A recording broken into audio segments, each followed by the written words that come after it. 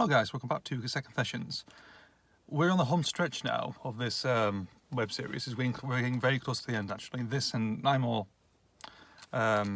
episodes really to go with Cassette Confessions, of course. So it is coming to an end, unfortunately. Getting quickly as well actually. Judging me, it's been amazing, it has so far. You know, from late January till sometime in maybe late May, maybe sometime in June, might probably finish, I think, maybe. But it's gone quickly, it has, very quickly, fast turnaround. But it's been a very interesting series to go through.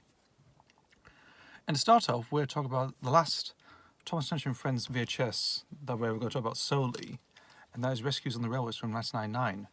And that was the sort of one of the last Series 5 tapes to cover on this one. I only had the 3, of course. I did get PB Party later on, maybe a few years later, but that's from like Morrison's or Toys R Us or something back in those days. So, Rescues on the Railways. Really good VHS, along with Spooks and Surprise and Happy Holidays. Fantastic stuff, of course. And there's only 5 stories to go through in this one, so it's quite short to go through, but there's a decent amount of good stuff on here. So, let's begin. So first we'll go to Scratchy Books, which is the very first episode of Series 5, actually. Introduces Cranky, who I never mentioned in the show. He appeared throughout bits and pieces throughout the throughout the VHSs, just briefly. And this is an introduction story. Great story. Very action packed in some places because of the runaway tramp steam, or does a ship really, or something. Just crashing into him, knocking him over, and trapping engines in a shed, having a big roof fall on them.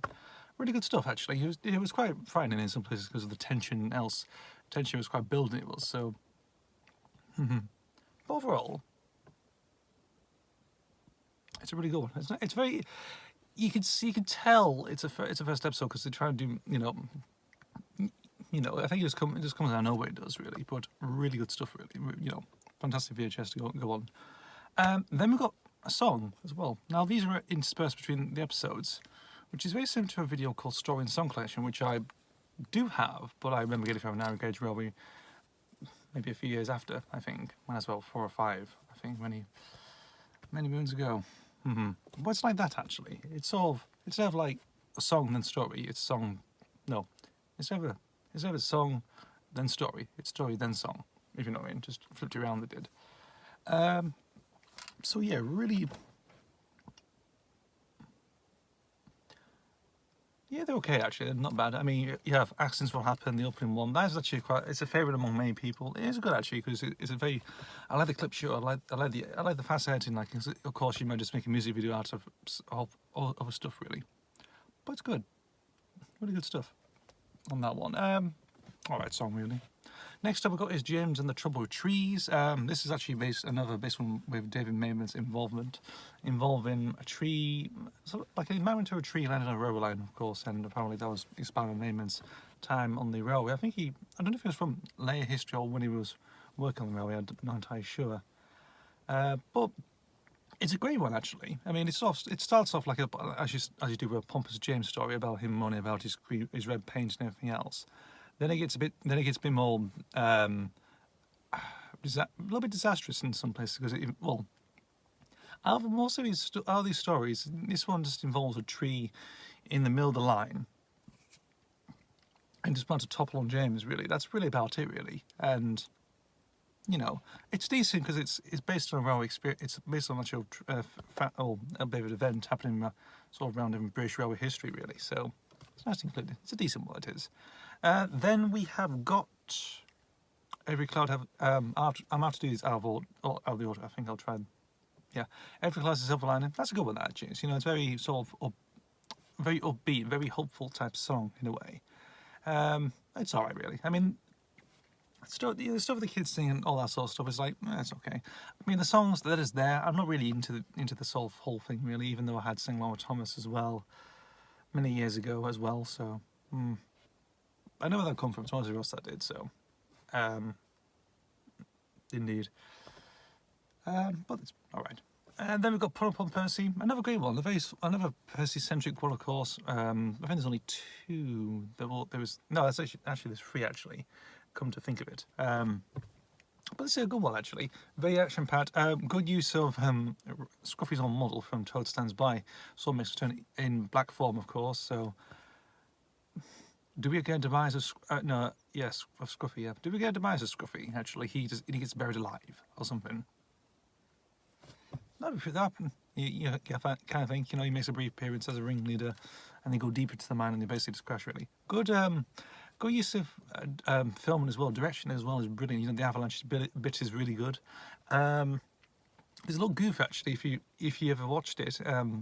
Paul Percy, when they go into the mine, and they basically re-loop the footage they do, because if you look at it goes briefly and then you turn a corner, there's like a lamp, or like bits of like the end of the set you could see in the corner. If you turn to the left, you can see behind the set really. So they sort of, I think John Wright actually edited this.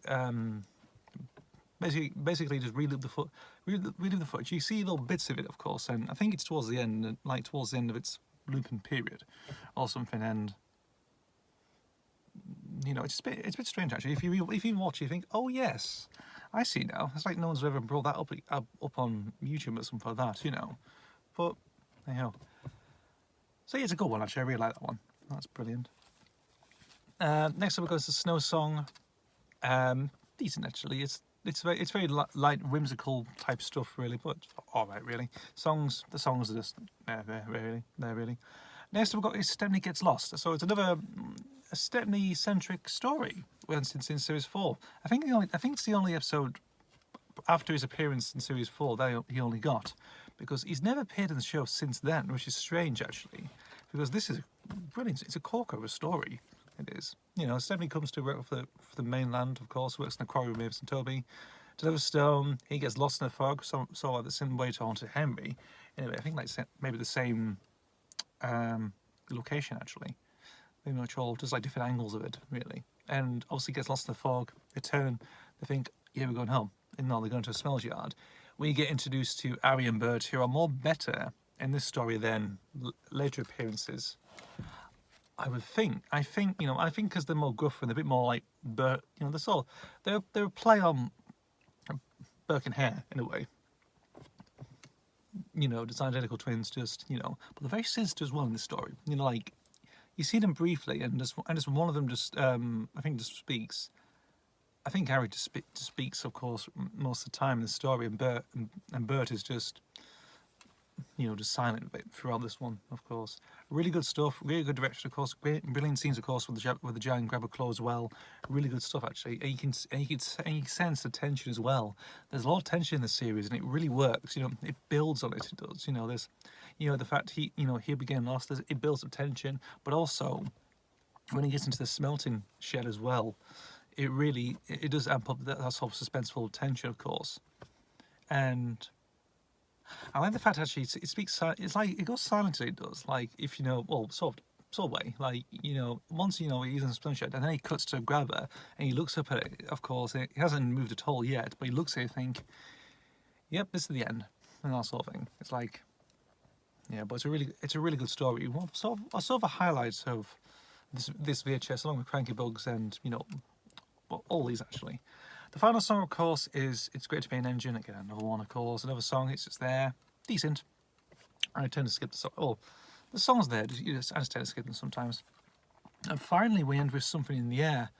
Another Andrew Bennett magazine story that was basically, again, for unknown reasons, he wasn't credited to, unfortunately, which is a bit of a shame. This is a really good one, this is, because it's another Flying Kip story. We had Fish in series 4, we had Flying Kip as well, so we didn't have much Flying Kip stories, but they're actually pretty good indeed. Flying Kip, and Fish, and this one as well, actually. Interesting, sort of a more natural disaster type thing, really. Again, same with Trolls and Trees in a way. This time involving, the coast is so flooded, of course, for high tide and everything else, and that sort of thing. So it's quite illogical to do something like that, really. But it's good, actually. It's mainly focused on Thomas and Henry, of course, and a great sort of nosedive from Henry when he gets there. It built And of course, the music itself, it builds up, of course. I think it's the same. It's sort of Henry's theme from Haunting Henry that sort of rejigged a little bit, but it does it well nicely, it does. I feel like it's good. I mean, love. This is another favourite of my stories, of course, and Cranky the Crane and the kids just joke around with him, thinking like he's a big, like a green whale or something like that, and Cranky just saying, swimming with fishes and that sort of stuff, catching them, it's like, again, good direction as well, actually. So, yeah,